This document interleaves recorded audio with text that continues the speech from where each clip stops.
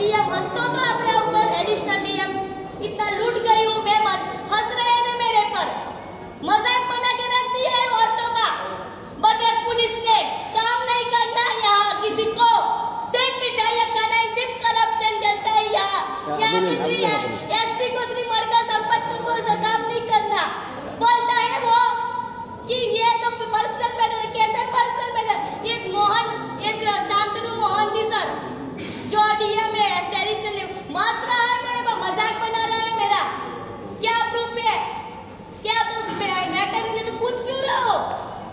यहाँ के पुलिस को काम नहीं करना, भद्रक पुलिस को एडिशनल एसपी हंसते हैं मेरे पे। 2 महीने से परेशान हूँ, बच्चा मेरा, मैं रोड पे आ गई हूँ, क्या पता तकलीफ क्या होती है, कैसे सारा में वो मोहन जी सर हंस रहा है, मजाक बना रहा है मेरा, तकलीफ में हूँ सर मैं, बुलाओ उसको मोहन जी सर को, एडिशनल डीएम को, पता चले इंसान का मजाक कैसे बनता है। औरतें यहाँ उड़ीसा की मजाक नहीं है, पता चले, बताओ मोहन जी सर को मजाक कैसे सर को बुलाओ, कैसे औरतें मजाक होती है, क्या प्रूफ है, क्या